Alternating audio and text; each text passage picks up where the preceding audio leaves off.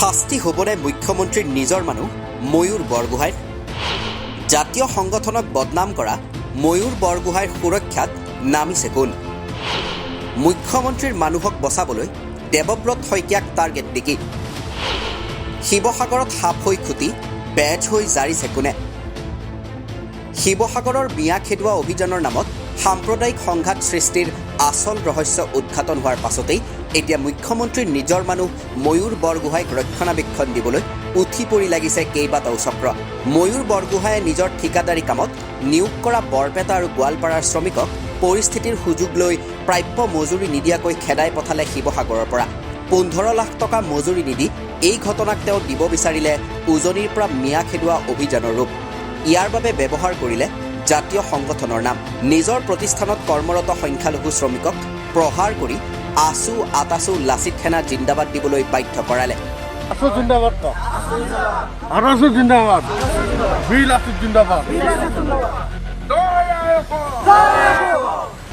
পাছত সেই video' viral কৰি এয়া উজনিৰ জাতীয় সংগঠনৰ কাৰ্যকলাপ বুলিও প্ৰচাৰ কৰিলে। সেই সকলো কুকীৰ্তি পোহৰলৈ অহাৰ পাছত মুখ্যমন্ত্ৰীয়ে বিধানসভাৰ মজিয়াত ঘোষণা কৰিলে ময়ূৰ বৰগোহাঁই তেওঁৰ নিজৰ মানুহ। মোৰ সংগঠন যুৱ মৰ্চা, ময়ূৰ বৰগোহাঁই মোৰ হয়, মই কম উত্তৰ দিম, সেইটোত উত্তৰ দিম ন। কিন্তু জাতীয় সংগঠনক বদনাম কৰি সমগ্ৰ অসমত সাম্প্ৰদায়িক বিষবস্ত্ৰ বিয়পোৱাৰ ঘৃণনীয় ষড়যন্ত্ৰ কৰা ময়ূৰ বৰগোহাঁইৰ হৈ উত্তৰ দিম বুলি কৈও আজিলৈকে নীৰৱে আছে মুখ্যমন্ত্ৰী ডক্টৰ হিমন্ত বিশ্ব শৰ্মা। কি শাস্তি হ'ব ময়ূৰ বৰগোহাঁইৰ? উত্তৰ নাই মুখ্যমন্ত্ৰীৰ হাতত। শিৱসাগৰৰ এইগৰাকী বিজেপি নেতাই শ্ৰমিকক প্ৰবঞ্চনা কৰাই নহয়, তেওঁলোকক শাৰীৰিকভাৱে প্ৰহাৰ কৰি সমগ্ৰ ঘটনাক সাম্প্ৰদায়িক ৰূপ দিয়াৰ ভয়ংকৰ ষড়যন্ত্ৰ কৰাৰ গুৰুতৰ অভিযোগ উত্থাপন হৈছে। দাখিল হৈছে এজাহাৰ। কিন্তু শিৱসাগৰক বদনাম কৰা বিজেপি সভাপতি আৰু মুখ্যমন্ত্ৰীৰ নিজৰ মানুহ ময়ূৰ বৰগোহাঁইৰ বিৰুদ্ধে লোৱা হোৱা নাই কোনো ব্যৱস্থা। তাৰ সলনি সমগ্ৰ ঘটনাক ঢাল খুৱাব বিচৰা হৈছে অন্যফালে। শিৱসাগৰত শেহতীয়াকৈ সৃষ্টি হোৱা অসমীয়া বনাম অনা অসমীয়া সংঘাতৰ পাছতেই মুখ্যমন্ত্ৰীৰ প্ৰতিনিধি তথা অসম চৰকাৰৰ মন্ত্ৰী ডাক্তৰ ৰণোজ পেগুৰ উপস্থিতিত ৰাজহুৱাকৈ আঁঠু লৈছিল শিৱসাগৰৰ মাৰোৱাৰী সমাজে। অসম আৰক্ষীয়ে আচল অপৰাধীক সময়মতে কৰায়ত্ব নকৰাৰ ফলস্বৰূপে এই সংঘাতে মূৰ দাঙি উঠিছিল। তাৰ পাছত অসম চৰকাৰৰ মন্ত্ৰীৰ উপস্থিতিত শিৱসাগৰৰ মাৰোৱাৰী সমাজে ৰাজহুৱাকৈ আঁঠু লয়। বিষয়টো সিদিনাই মীমাংসা হ'ল যদিও এতিয়া ময়ূৰ বৰগোহাঁইৰ কুকাণ্ড ঢাকিবলৈ তাক পুনৰ প্ৰাসংগিক কৰি তোলা হৈছে।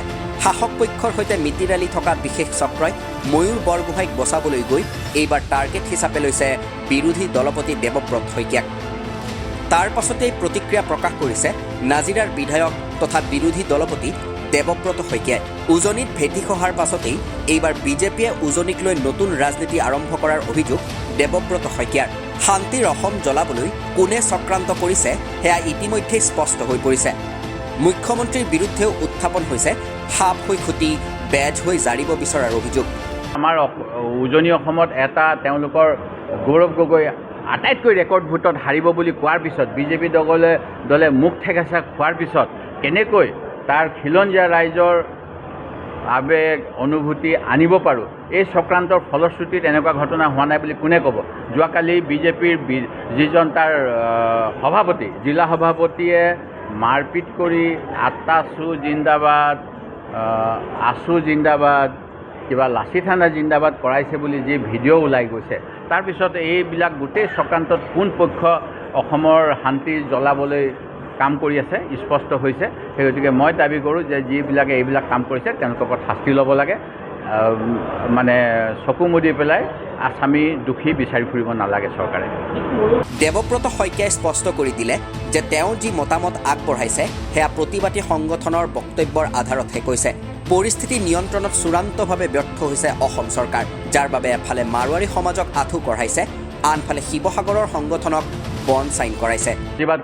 প্ৰতিবাদ কৰি সদস্যসকলৰ বক্তব্যৰ ভিত্তিত কৈছোঁ। তাত তেখেতসকলে নিজেই কৈছে যে এই বয়সস্থ মানুহসকল এনেকৈ আঁঠু কৰাটো আমি ভাল পোৱা নাই, কাৰণ তেখেতসকলক আমি বিয়াই সভাহে লগ পাওঁ, ৰাজহুৱা অনুষ্ঠানত লগ পাওঁ। কিন্তু সেইখিনি সময়ত সেই বৃদ্ধ মানুহজনে আঁঠু কাঢ়িব নোৱাৰি যেতিয়া তেখেতে পৰি যাওঁ নিচিনা হৈছিলে, তেতিয়া তেখেতে চকীত বহিব লগা হৈছিল। সেইখিনি সময়ত আমাৰ অসম চৰকাৰৰ মুখ্যমন্ত্ৰীৰ নিৰ্দেশমৰ্মে তালৈ গৈছোঁ আৰু এটা মানে আঁঠু কঢ়াৰ কাৰণে কমেণ্ডেবল ব্যৱস্থা বুলি এক্সত যেতিয়া টুইট কৰিছে মন্ত্ৰী ডাঙৰীয়াই সেই সময়ত কিয় হস্তক্ষেপ কৰি এনেকৈ ৰাজহুৱাভাৱে কোনো ক্ষমা খুজিব নালাগে বুলি নক'লে মই নাজানো। কাৰণ যিসকল যে এই প্ৰতিবাদ কৰি আছিল তেখেতসকলে বাৰম্বাৰ কৈ আছিল যে আমি এই ব্যৱস্থাটো ভাল পোৱা নাই। প্ৰশাসনে সেইখন সভা আয়োজন কৰিছিল, প্ৰশাসনৰ সেই দায়িত্ব আছিল।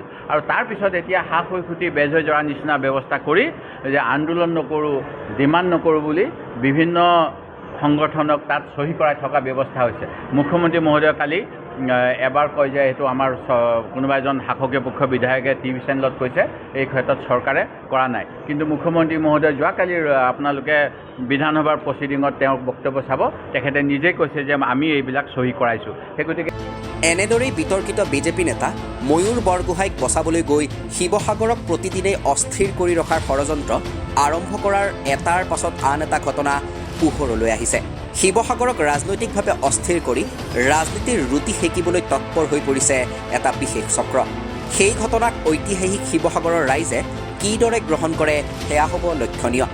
News desk report, the cross current.